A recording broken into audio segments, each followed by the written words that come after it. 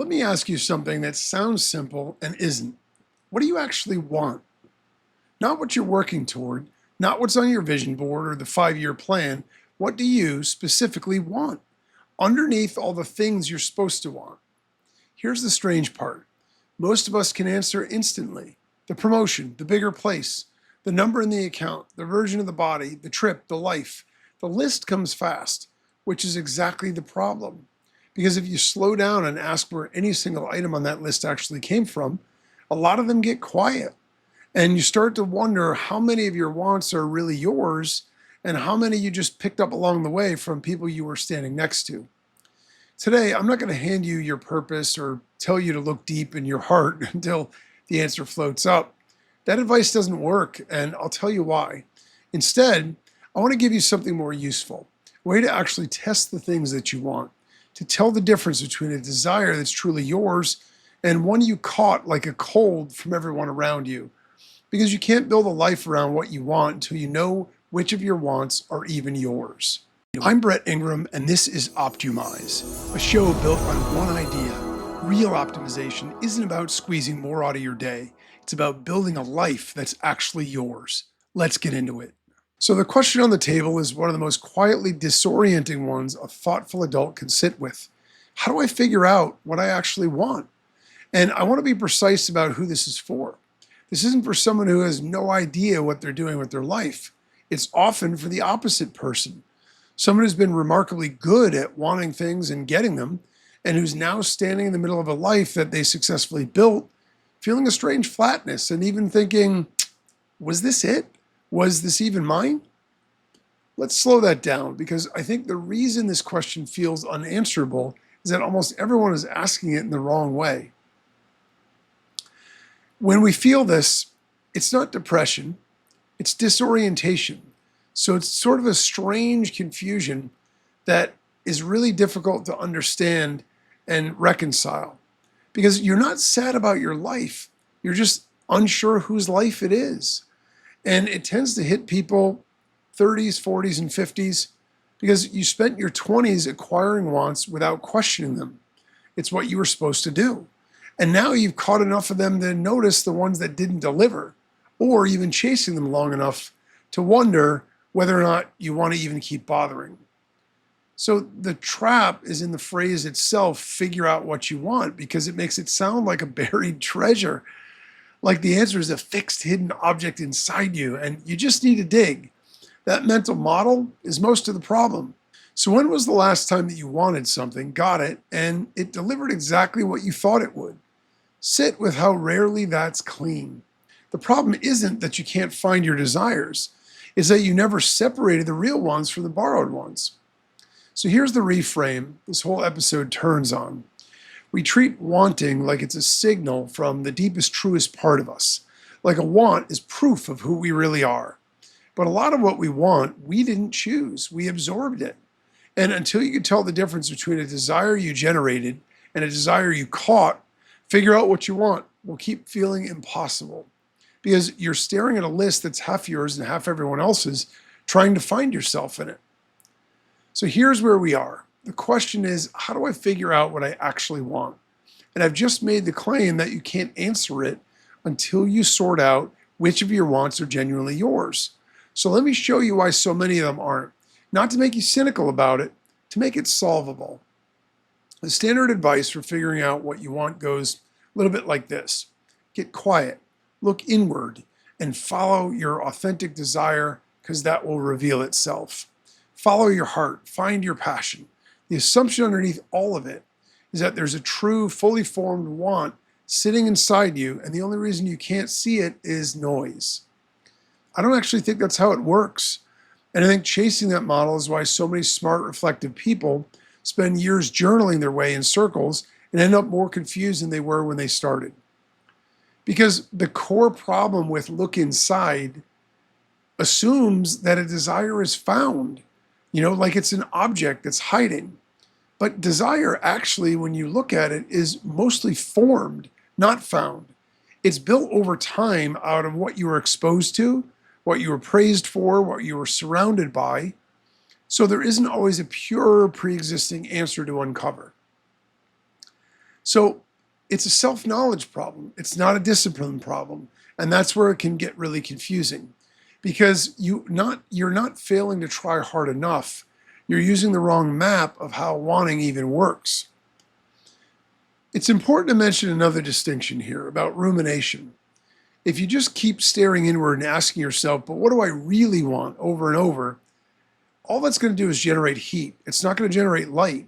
So we don't want to do that because that's going to spin us in circles. We want to go the other way, and we want to look at evidence. Have you ever discovered what you want by just thinking harder about it, or did it usually show up sideways, maybe through something you did? So if looking inward harder isn't the move, then what is? We start somewhere less flattering and much more useful. We admit that a huge amount of what we want, we didn't come up with on our own. There's a thinker named René Girard, a French historian and philosopher, who spent his career on one deceptively simple idea. He called it mimetic desire. Mimetic, as in mimic, imitate. And the claim is this: we don't mostly want things because of the things themselves. We want them because other people want them. We look around to figure out what's worth wanting, and then we want that. Sit with that, because it's more unsettling than it first sounds. It means a lot of your desires aren't really about you and the object at all. They're about you and other people. You saw someone want it, a peer, a rival, a whole culture, and their wanting taught you to want it too. Maybe you've seen this in certain neighborhoods where you live, where you suddenly want to live there because a friend moves there, or other people work there or live there, or successful people tend to be there. Or maybe a career milestone that you never really cared about, but then it started to matter once someone your age hit it. And then you feel like, oh, I might be behind if I'm not there yet. Or maybe the opposite way, where something felt urgent, something felt like you really wanted it, and then all of a sudden nobody cared about it anymore, and neither did you. So if we think about this in terms of a sandbox, two kids in a room full of toys, and the only toy either one wants is the one the other one is holding. It's not childishness.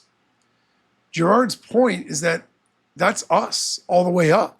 It causes sibling fights, and it causes career envy, and at scale, it causes a lot worse.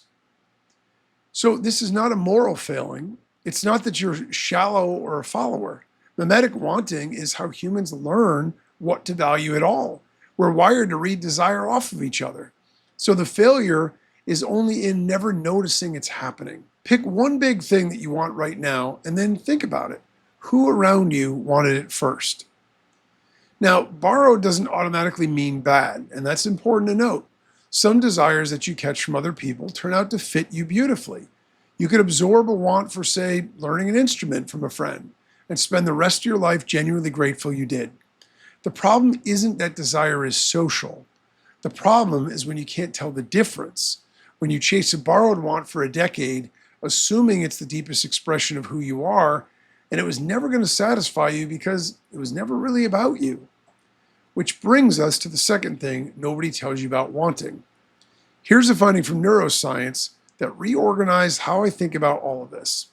A researcher named Kent Berridge at the University of Michigan spent decades studying the brain's reward system, and he found something that sounds impossible until you feel it in your own life. Wanting and liking are two different systems in the brain.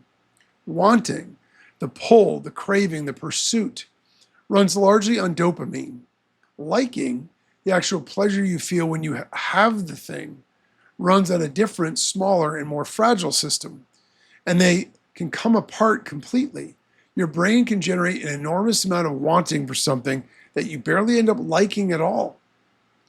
Read that again in your own life. You know this feeling, the craving that was so loud, so certain.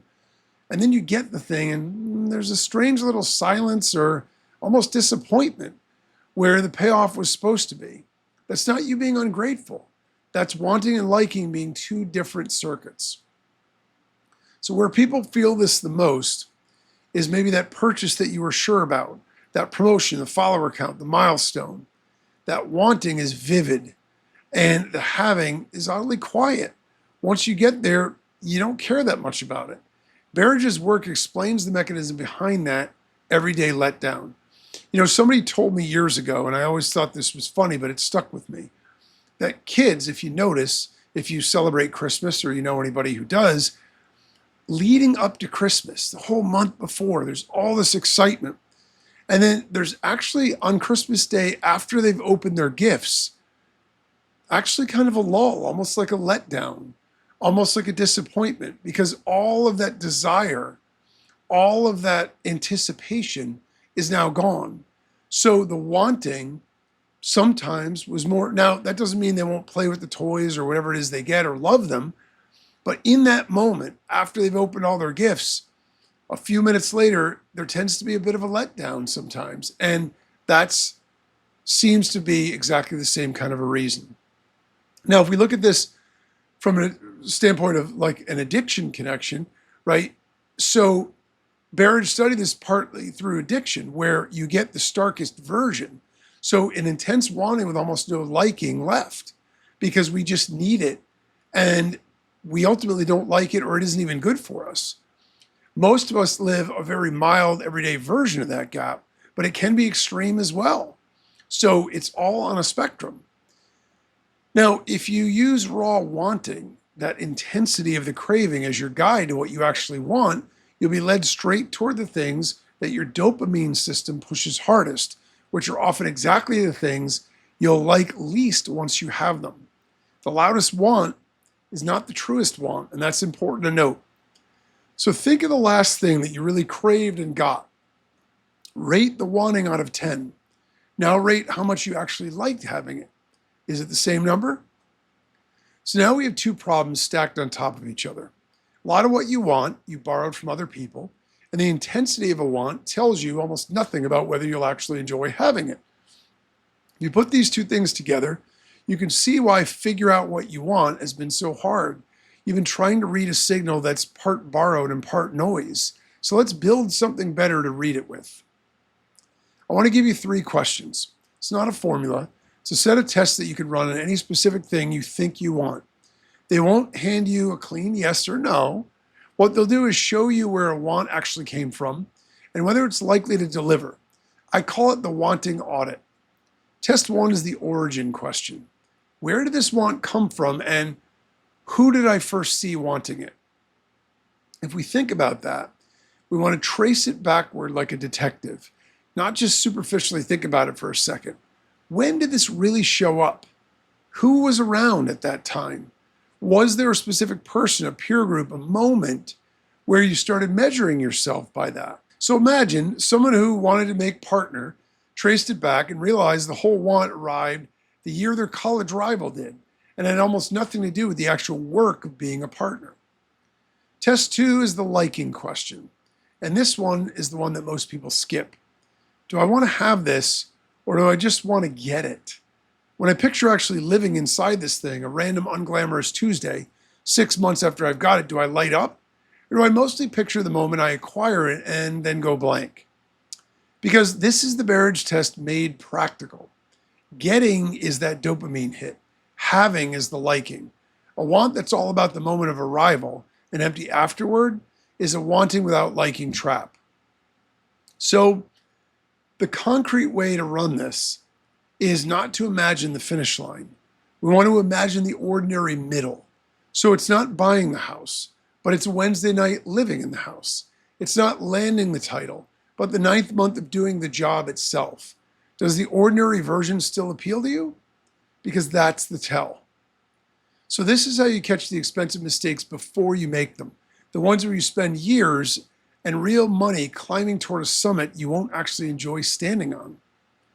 Test 3 is the private question. Would I still want this if no one ever knew I had it?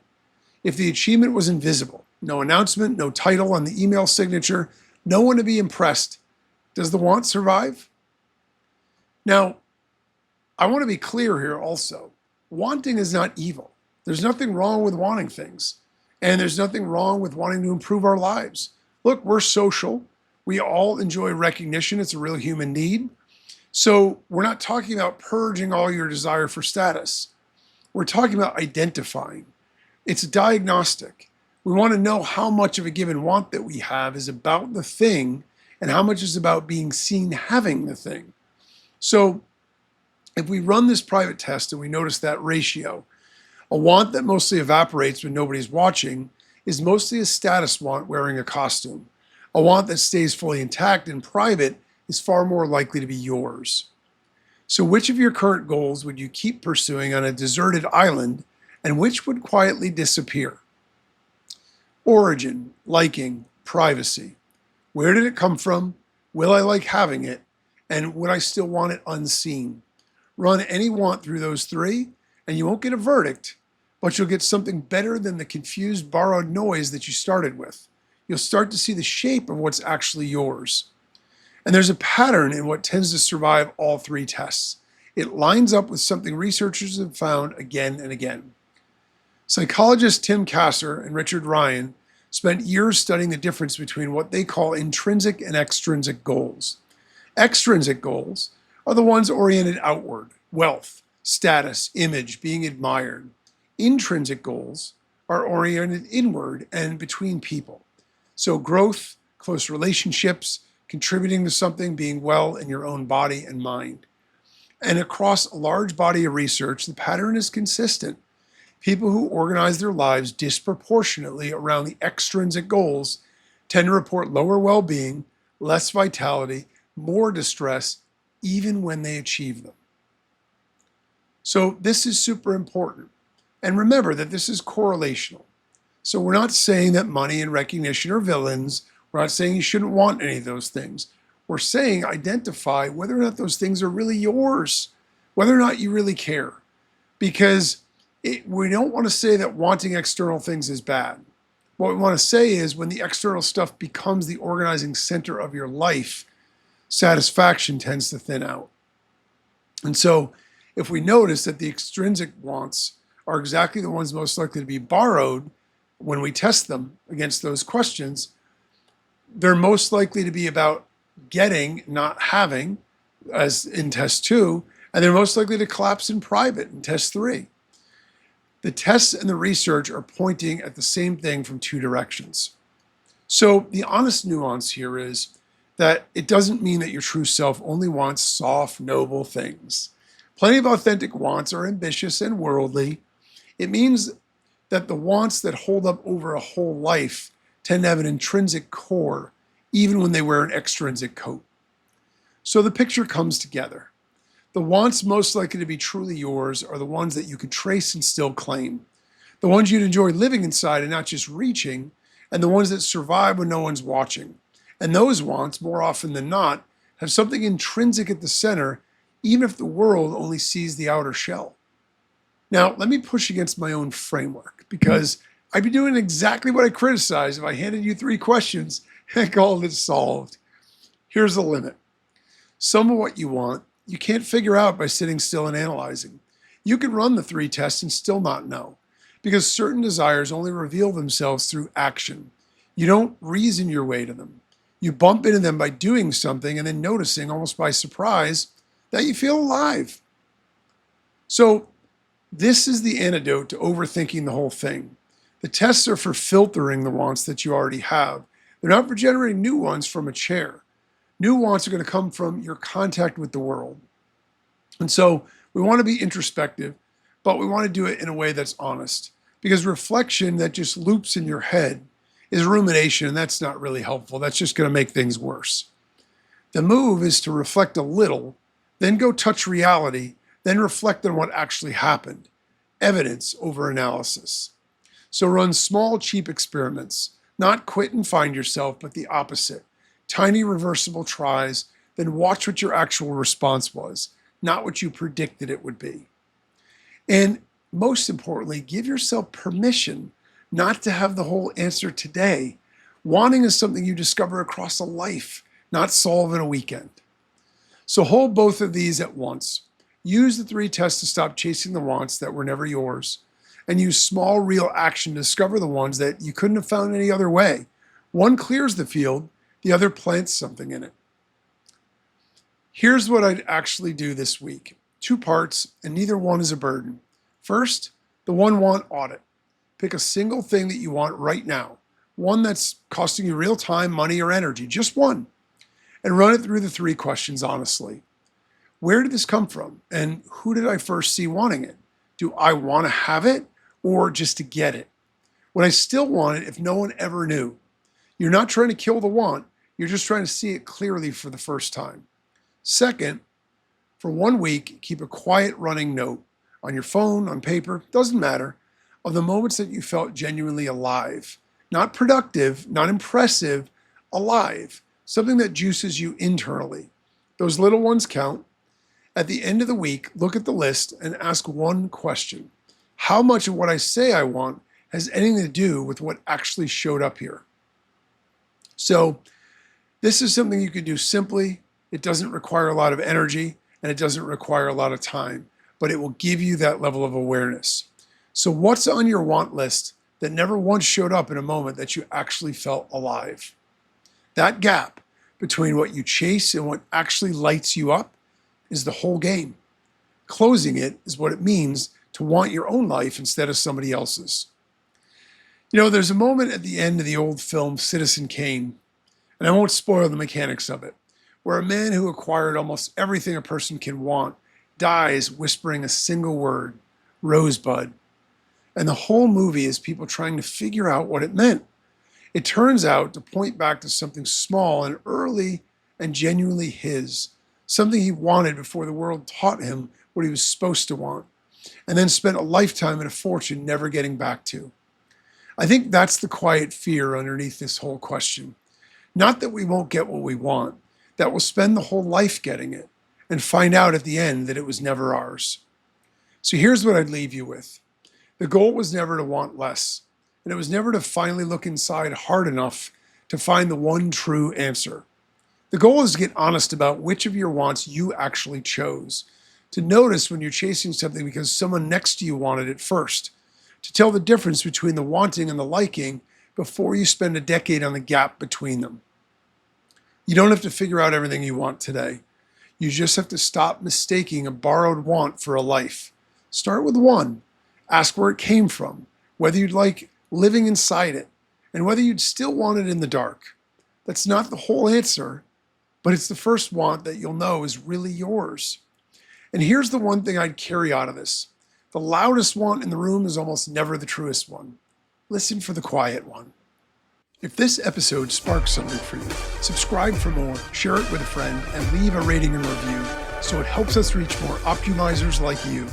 Until next time, remember, optimize your life, not just your output.